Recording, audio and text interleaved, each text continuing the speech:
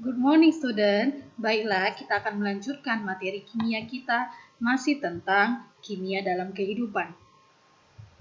C. Metode ilmiah dalam ilmu kimia. Metode ilmiah adalah suatu cara yang sistematis yang digunakan oleh ilmuwan untuk memecahkan masalah-masalah yang dihadapi. Kegunaan metode ilmiah adalah yang pertama, mengembangkan ilmu pengetahuan, yang kedua, memecahkan masalah dalam kehidupan sehari-hari, yang ketiga, menguji ulang hasil penelitian sehingga didapatkan kebenaran yang objektif. Skema ataupun tahapan metode ilmiah. Yang pertama, merumuskan masalah. Yang kedua, mengumpulkan keterangan. Yang ketiga, membuat hipotesis.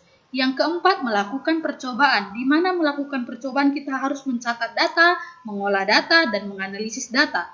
Kemudian yang kelima, menarik kesimpulan. Yang keenam, menguji kembali kesimpulan dengan percobaan dan seterusnya. Dan yang terakhir yaitu menyimpulkan, menyusun laporan, dan melaporkan hasil percobaan. Nah, contoh metode ilmiah dalam kehidupan dalam bidang kimia yaitu kita mau meneliti kandungan atau kadar dari buah delima, di mana buah delima adalah buah yang sangat langka. Nah, untuk melakukan penelitiannya kita harus menggunakan tahapan metode ilmiah. D.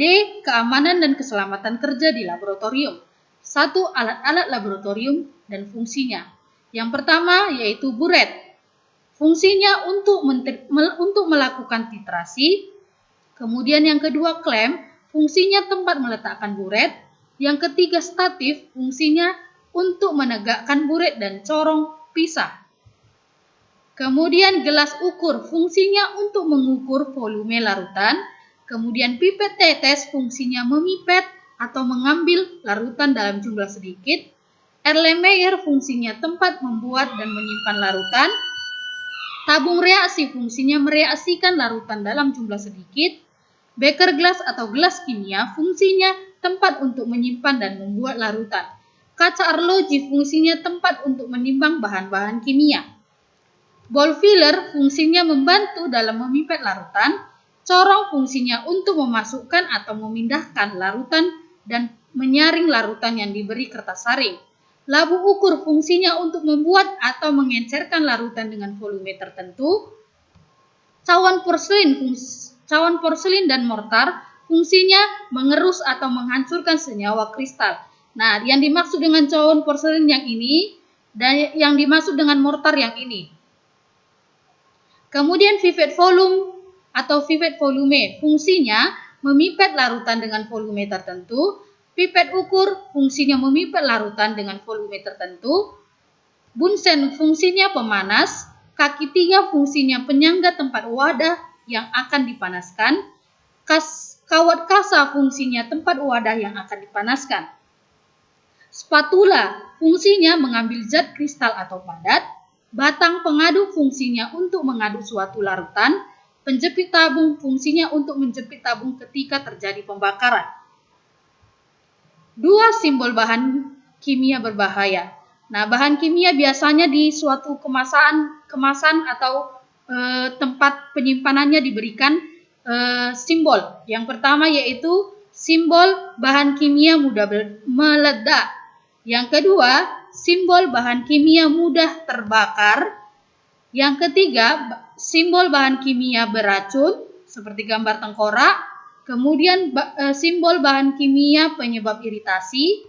Dan yang terakhir, simbol bahan kimia bersifat korosif. 3. Alat keselamatan kerja. Nah, di dalam laboratorium kita harus melakukan atau menjalankan alat keselamatan kerja. Yang pertama yaitu safety shower atau sebagai pengaliran air pada kondisi tertentu.